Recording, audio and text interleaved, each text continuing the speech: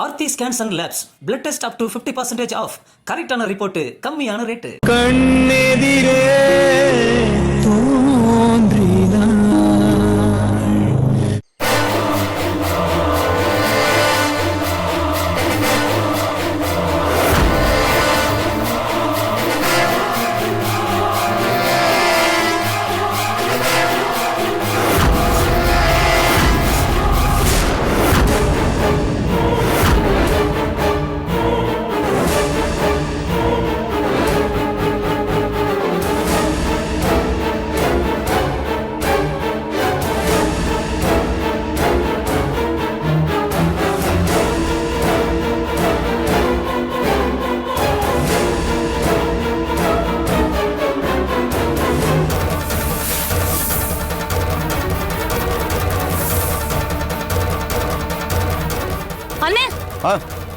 என்ன சக்தி? அதோ அப்பா பாரு, யாரையே துரத்திட்டு போறாரு. வா சக்தி.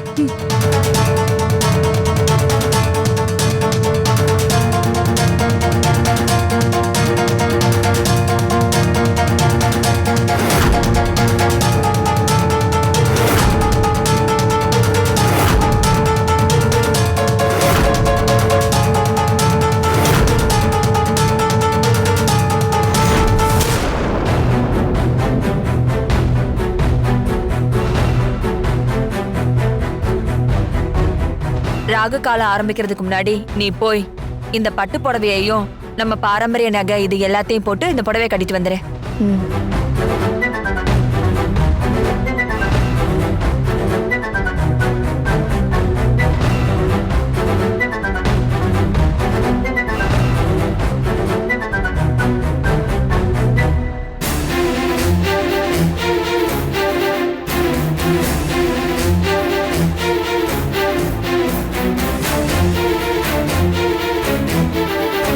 திவ்யா, சக்தி எங்க போனா?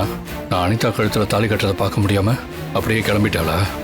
அவளால இதை தாங்க முடியாதுன்னு எனக்கு நல்லா தெரியும் திவ்யா. இதோ இங்க தானே எங்கேயோ இருந்தா. இருங்கண்ணே, நான் போய் பார்த்துட்டு வந்துடுறேன். சரி போ.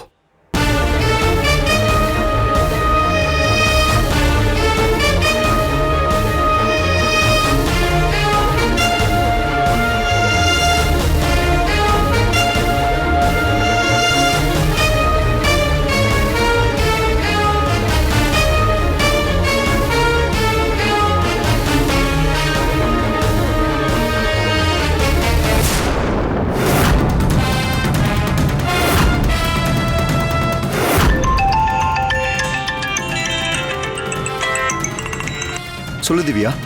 அருண், இப்ப நீங்க எங்க இருக்கீங்க? நீ முதல்ல என்ன விஷயம்னு சொல்லு. சக்தியை காணோம். அவ எங்க போனான்னு சிவா நான் கேக்குறாரு. கோவில் முழுக்க தேடிட்டேன். சக்தியையும் காணோம், உன்னையும் காணோம். திவ்யா, சக்தி என் கூட தான் இருக்கா. சிவா சார் கிட்ட ஏதாவது சொல்லி சமாளி. சரியா? நாங்க இன்னும் கொஞ்ச நேரத்துல அங்க வந்துருவோம். சரி, சீக்கிரம் 2 பேரும் வந்துருங்க. நான் அண்ணன் கிட்ட ஏதாவது சொல்லி சமாளிக்கிறேன். சரி. என்னாச்சு திவ்யா? அண்ணே, சக்திக்கு ரொம்ப தலைவலியா இருந்துதான். அதான் அருணை கூட்டிக்கிட்டு டேப்லெட் வாங்க மெடிக்கல் ஷாப் வரைக்கும் போயிருக்காங்க. தலைவலிக்குதா? சரி, ஓகே.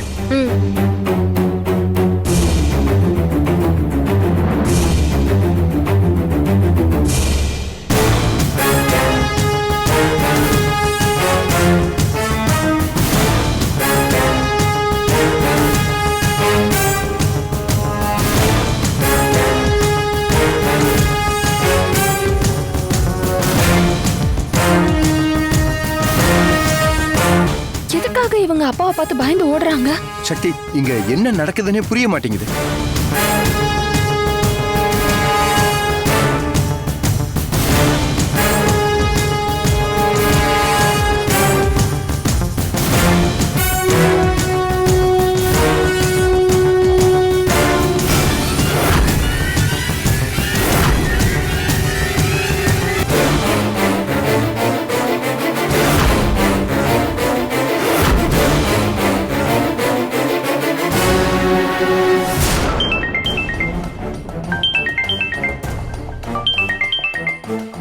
என்ன ருத்ரா, போன் அடிச்சுக்கிட்டே இருக்கு, ஏன் அட்டெண்ட் பண்ண மாட்டேங்கிற?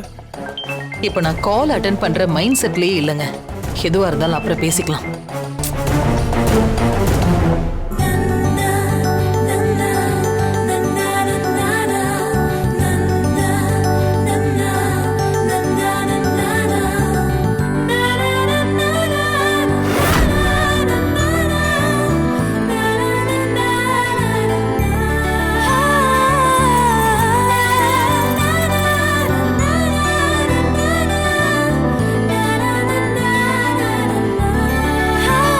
அனிதா, மருதாணி வச்சா கூட உன் முகம் இவ்ளோ சிவப்பாகாது. ஆனா அதை விட இன்னைக்கு வெக்கத்துல செவந்து போயிருக்கு. ஆசைப்பட்ட சிவமாமனவே கட்டிக்க போற. உன் அழகே உன்னோட இந்த சிரிப்பு தான். எங்க சிரிச்ச மாதிரியே போட்டோக்கு ஒரு போஸ் கொடு. ஏய், எதுக்குடி இப்போ இதெல்லாம்? எதுக்கா? சோஷியல் மீடியால போட்டு தெரிக்க விட வேணாமா? இன்னைக்கு ட்ரெண்டிங்கே நீதான். Come on. சரி எடு.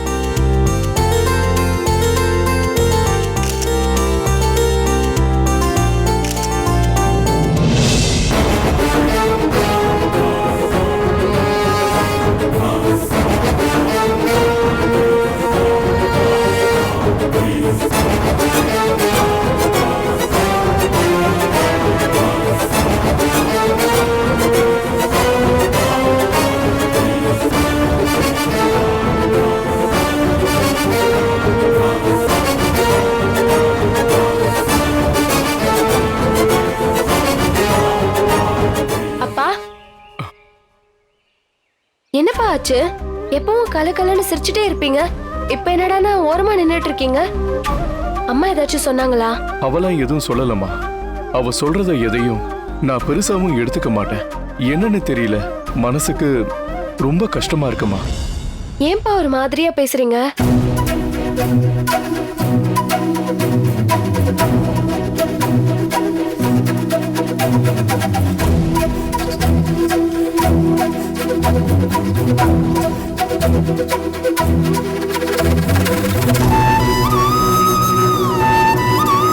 இப்ப சொல்லு திவ்யா, என்னால எப்படி நிம்மதியா இருக்க முடியும்? அண்ணனை பார்க்க பாவமா தான்ப்பா இருக்கு. இப்ப கூட சக்தி எங்கன்னு தேடிக்கிட்டு தான் இருந்தான். அவன் முழுக்க முழுக்க சக்தி நினைப்புல மட்டும்தான் இருக்கான். ஆனா 2 பேர்கிட்டயும் நான் பேசி பார்த்துட்டேன். அனிதாக்காக சக்தி தியாகம் பண்றா. சக்தியோட வார்த்தைக்காக தன்னையே தியாகம் பண்ண அண்ணன் தயாராயிட்டான்ப்பா. 2 பேரும் எங்க நின்னு தனியா பேசிட்டு இருக்கீங்க? அது ஒண்ணும் இல்லம்மா. அப்பா ஏதோ டயர்டா இருக்குன்னு சொன்னாரு, அதான் பேசிட்டு இருந்தேன். உலகத்திலேயே வெட்டியா ரெஸ்ட் எடுத்து டயர்ட் ஆகுற ஒரே ஆளு உன்னோட அப்பா மட்டும்தான். இங்க தனியா வந்து ரெஸ்ட் எடுக்கிறத விட அங்க மணமேடைக்கு வந்து ரெஸ்ட் எடுக்க சொல்லி இவர. பையனோட கல்யாணத்தை பொறுப்பா முன்னாடி நின்னு நடத்துறதுக்கு திராணி இல்ல. இதையாவது ஒழுங்கா செய்ய சொல்லு. சீக்கிரம் வாங்க. அப்பா, அம்மாவை பத்தி தான் உங்களுக்கே தெரியுமே. வாங்கப்பா போலாம்.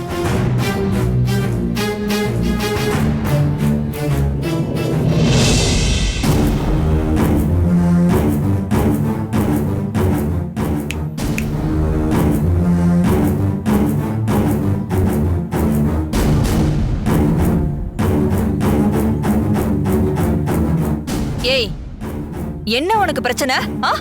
கோவில்ல கூட நீ சும்மா இருக்க மாட்டியா? நான் தான் இது வரைக்கும் மத்தவங்கள சொடக்கு போட்டு கூப்பிட்டுட்டு இருக்கேன். இப்ப என்னடானா நீ என்ன மாதிரியே பண்ணிட்டு இருக்க? எல்லா நேரத்திலயும் இந்த இந்து ஒரே மாதிரி இருக்க மாட்டா. ஏன் சம்பந்தி நீங்க எல்லாத்தையுமே தப்பு தப்பாவே புரிஞ்சுக்கிறீங்க? நீங்க சொன்னதை கரெக்டா செஞ்சிருவீங்களான்னு அப்பப்போ ஒரு சந்தேகம் வருது சம்பந்தி. உங்களுக்கு உங்க மூத்த பையன் அனிதா கழுத்துல தாலி கட்டணுங்கிற பதட்டமும் பயமும் எப்படி இருக்கோ அதே மாதிரி தானே இப்ப எனக்கும் இருக்கும். உண்மையிலே நீ என்ன லூசா? நான் கொடுத்த வாக்க காப்பாத்திட்டேன்ல, அதனாலதான் நீ இப்போ உன் பொண்ணை கூட்டிட்டு கோயில் வரைக்கும் வந்து நிக்கிற. அப்புறம் மறுபடியும் முதல்ல இருந்து ஆரம்பிக்கிற. எப்ப உங்க பையன் என் பொண்ணு கழுத்துல தாலி கட்டுறாரோ அப்ப வரைக்கும் நான் இப்படித்தான் இருப்பேன், இப்படித்தான் பேசுவேன். ஏன்னா உங்களை முழுசா நம்ப முடியாது. எந்த நேரத்திலையும் நீங்க எப்படி வேணாலும் கோல்மால் பண்ணுவீங்க. நீங்க என்ன சாதாரண ஆளா? நீங்க என்கிட்ட சிரிச்சு பேசிக்கிட்டே பின்னாடி எனக்கு ஆப்பு வைக்கிறது எனக்கு நல்லாவே தெரியும் சம்பந்தி. ஆனா கோயில்ல இத்தனை பேர் கூடி இருக்காங்க, ஏதாவது பிளான் போட்டு ரொம்ப புத்திசாலித்தனமா பண்றீங்கன்னு பண்ணீங்கன்னா அப்புறம் இந்த லக்ஷ்மியோட ரூட்டே வேற மாதிரி இருக்கும். பார்த்து கவனமா இருந்துக்கோங்க சம்பந்தி. முதல்ல என் பையன் அனிதா காலத்துல தாலி கட்டட்டும். அதுக்கப்புறம் இங்க என்ன கச்சேரி நடக்க போகுதுன்னு நீ வேடிக்கை பார்க்க தானே போற. என்ன சம்பந்தி? அடுத்து எப்படி ஆஃப் பண்ணணும்னு மனசுக்குள்ளேயே பிளான் பண்றீங்களா? நீங்க என்ன வேணாலும் பண்ணுங்க. ஆனா எது பண்றதுனாலும் என் பொண்ணுக்கு சாதகமா பண்ணுங்க. உன்னெல்லாம்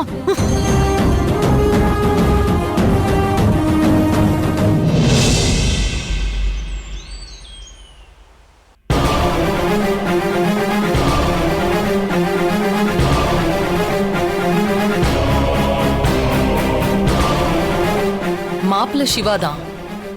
ஆனா கல்யாண பொண்ணு என் பொண்ணு அனிதா.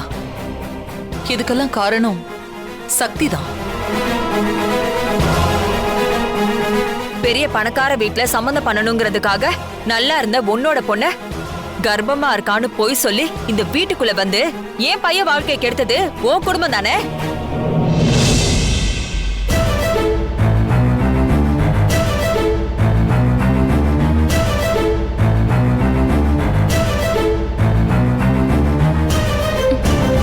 அப்பா, என்னாச்சுப்பா உங்களுக்கு? எதுக்காக உங்க கண் இப்படி கலங்கி இருக்கு? அப்பா, ஏன் எதுவும் பேச மாட்டேங்கிறீங்க? அதெல்லாம் ஒண்ணு இல்லம்மா. நீ முதல்ல காலேஜ் கிளம்புடா. எதுவுமே சொல்லாம இப்படி அழுதுட்டு இருந்தீங்கன்னா எனக்கு எப்படிப்பா காலேஜ் கிளம்பி போக மனசு வரும்? ப்ளீஸ்பா, என்னாச்சுன்னு என்கிட்ட சொல்லுங்க. இல்லம்மா, இன்னைக்கு சிவா தம்பி அனிதா கழுத்துல தாலி கட்ட போறாரு. பாவமா உங்க அக்கா சக்தி ஆறுதலா 2 வார்த்தை சொல்லக்கூட யாருமே இல்லாம அங்க அவ தனியா இருப்பாம்மா. என்ன நடக்குது ஏது நடக்குதுன்னே தெரியலையம்மா. நம்மள கூப்பிட்டா கூட நாம போக முடியாத நிலைமையில இருக்கும். ஏன்னா அந்த அளவுக்கு உங்க அம்மா நம்ம மான மரியாதை எல்லாத்தையும் வாங்கி வச்சிருக்கா. பாவம் என் புள்ள. அவங்க என்ன தவியா தவிக்கிறாளோ எப்படி துடிக்கிறாளோன்னு தெரியல. நம்ம பக்கத்துல இருந்தா கூட சக்தி கொஞ்சம் தைரியமா இருப்பா. ஆனா அன்னைக்கு அந்த இந்துமா நாக்க பிடிங்கிற மாதிரி கேள்வி கேட்டதுனால நான் யார் முகத்திலையும் முழிக்க முடியாம இருக்கேம்மா. அதெல்லாம் ஒண்ணும் இல்லப்பா, கவலைப்படாதீங்க. நாம கொஞ்ச நேரம் பார்க்கலாம்ப்பா. இல்லாட்டி அக்காக்கு ஃபோன் பண்ணி பேசலாம். முதல்ல நீங்க இந்த காஃபியை குடிங்கப்பா. ப்ளீஸ்பா, எனக்காக ப்ளீஸ். சக்தி அக்கா ஒரு விஷயம் பண்ணிருக்காங்கன்னா அதை யோசிக்காம கண்டிப்பா பண்ண மாட்டாங்க. நல்லா யோசிச்சு பொறுமையா நிதானமா தான் இந்த முடிவை எடுத்திருப்பாங்க. என் பொண்ணு ரொம்ப நல்லவன்னு சொல்றது எல்லா அப்பாவுக்கும் சந்தோஷம் தாண்டா. ஆனா தன்னோட வாழ்க்கையவே இன்னொரு பொண்ணுக்காக தியாகம் பண்ணுவான்னு நினைச்சு பார்க்கும்போது அது மனசு ஏத்துக்க மாட்டேங்குதுடா. உண்மையிலே கடவுள்னு ஒருத்தன் இருந்தா கண்டிப்பா அந்த சிவா தம்பியும் என் பொண்ணும் ஒண்ணு சேருவாங்க. ஒரு அப்பனா மனசு நொந்து சொல்றேன், என் பொண்ணுக்கு கெட்ட நினைச்சவங்க யாரும் நல்லாவே இருக்க மாட்டாங்க. சரிப்பா, ஃபர்ஸ்ட் அந்த காஃபியை குடிங்கப்பா.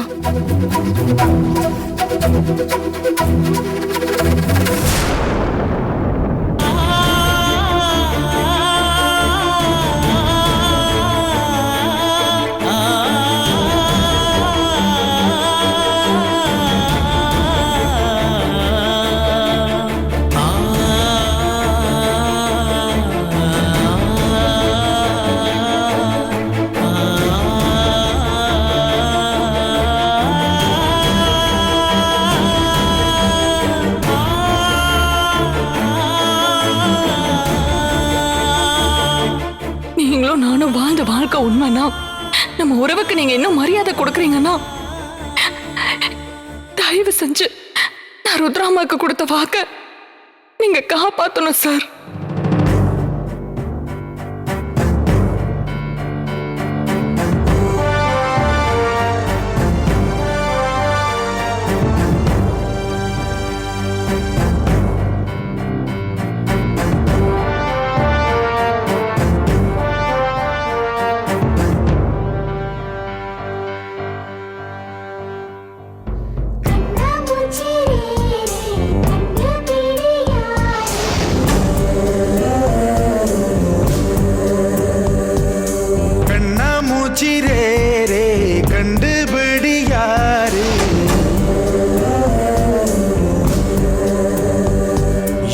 மனிதர்கள் ஆடிடும் ஆட்டம் என தெரியுது இப்போது, இது ஆண்டவன் ஆடிடும் ஆட்டம் என தெரிவது எப்போது.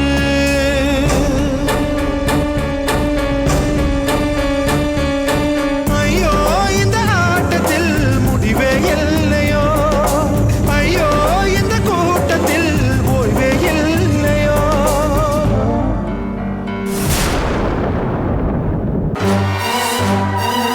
சிவா,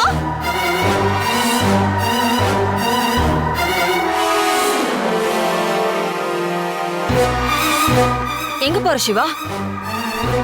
ஏமா நான் எங்க போனாலும் உங்ககிட்ட சொல்லிட்டு தான் போடுமா? இதுக்கு முன்னாடி நீ எங்க போனாலும் என்கிட்ட சொல்லிட்டு போனதில்ல. நானும் எங்க போறேன்னு கேட்டதும் இல்ல. அப்புறம் எதுக்கு இப்ப மட்டும் என்கிட்ட கேக்குற? என் புள்ளைய பத்தி எனக்கு மட்டும்தான் தெரியும். வாழ்க்கையில ஒருத்தன் நல்லவனா இருக்கலாம், ஆனா ரொம்ப நல்லவனா இருக்க கூடாது. இன்னும் கொஞ்ச நேரத்துல அனிதாவோட கழுத்துல நீ தாலி கட்ட போற. இப்ப நீ இந்த இடத்த விட்டு வேற எங்கேயுமே போக கூடாது. நீ போறதுக்கு நான் சம்மதிக்கவும் மாட்டேன். அதையும் தாண்டி நீ கிளம்பி போனா சத்தியமா சொல்றேன், இங்க அனிதாவும் செத்து கிடப்பா, நானும் செத்து கிடப்பேன். தேவையில்லாம இந்த மாதிரி எமோஷனல் பிளாக்மெயில் எல்லாம் பண்ணாதம்மா. நானே ஆல்ரெடி ரொம்ப நொந்து போய் கடுப்புல இருக்கேன். இவ்ளோ தூரம் ஆனதுக்கு அப்புறம் உன்னை பிளாக்மெயில் பண்ணி எனக்கு என்ன நடக்க போகுது? சக்தி எப்படி ருத்ராக்கு வாக்கு கொடுத்திருக்காளோ அதே மாதிரி நானும் ருத்ராவுக்கும் அனிதாவுக்கும் வாக்கு கொடுத்திருக்கேன். புரிஞ்சுக்கோ.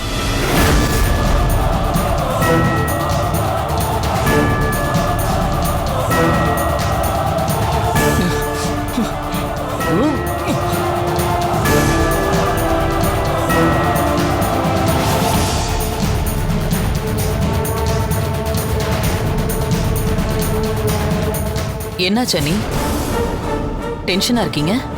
அதெல்லாம் ஒண்ணும் இல்ல ருத்ரா, எல்லாம் கல்யாண டென்ஷன் தான், வேற எதுவும் இல்ல. அனிதா ரெடி ஆயிட்டாளா? நீ அவ ஃப்ரெண்ட்ஸுங்களோட ரெடி ஆயிட்டு இருக்கா.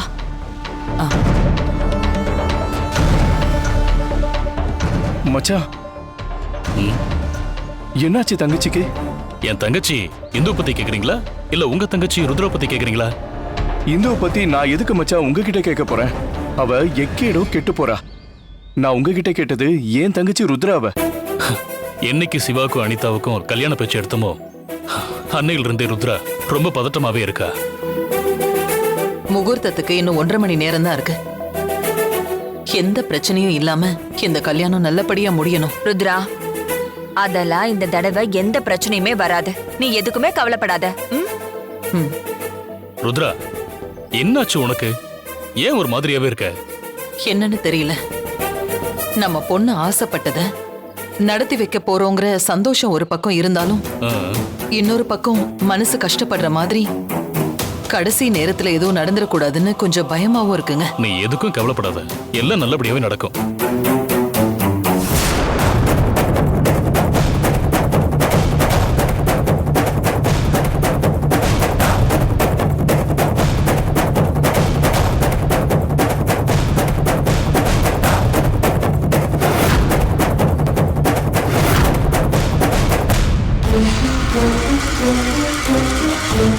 என்னாச்சு ருத்ரா, யார் தேடிட்டு இருக்க? இல்லங்க, சக்தி இங்கதான் இருந்தா, காணோம். எங்க? சக்தி இங்க எங்கேயாவது பக்கத்துல தான் இருப்பா.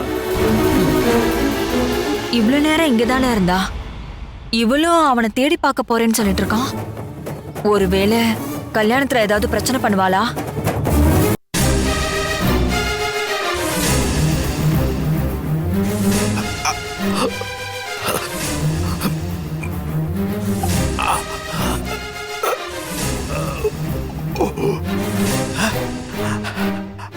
அப்பா, அப்பா என்னப்பா ஆச்சு? அப்பா, ஏன்பா உங்க முகம்ல இப்படி வேர்த்திருக்கு? இருங்கப்பா, வரேன். இருங்க.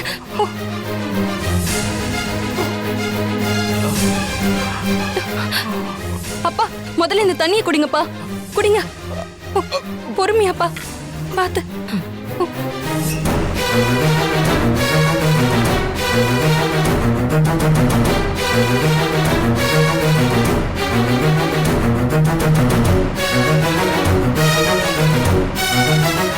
இல்ல கல்யாண், சக்திக்கு ஒரு பெரிய ஆபத்து நினைக்கிறேன்.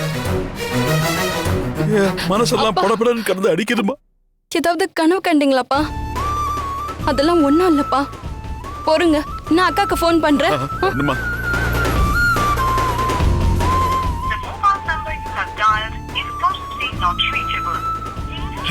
என்னம்மா நாட் ரீச்சபிள். ஒரு நிமிஷம் பா, ட்ரை பண்றேன். என்ன ஆச்சுமா? இல்லப்பா, அக்காக்கு ஃபோன் நாட் ரீச்சபிள்னு வருது. நான் சொன்னேன்ல அப்பா சக்தி ஏதோ பெரிய ஆபத்துல இருக்கான்னு. அப்பா ஒண்ணும் இல்லப்பா, நீங்க அழாதீங்க. உலகத்துல எந்த பொண்ணுக்குமே இப்படி ஒரு நிலைமை வரக்கூடாதுமா. பாவம்மா சக்தி. அவ மத்தவங்களுக்காக வாழ்ந்து வாழ்ந்து தன்னோட வாழ்க்கையை தொலைச்சிட்டா. அவ எல்லாருமே பாசமா இருப்பாம்மா. ரொம்ப இறக்க குணத்தோட இருக்கிறதுனாலதான் அவளை எல்லாரும் ஏமாத்துறாங்க. என் பொண்ணுக்காக வக்காலத்து வாங்கி பேச முடியாது. ஒரு கையாலாக அப்பனா போயிட்டேன்ப்பா. அப்பா ப்ளீஸ் பா, அப்பா அழாதீங்கப்பா. அப்பா ப்ளீஸ் பா, அழாதீங்கப்பா ப்ளீஸ் பா.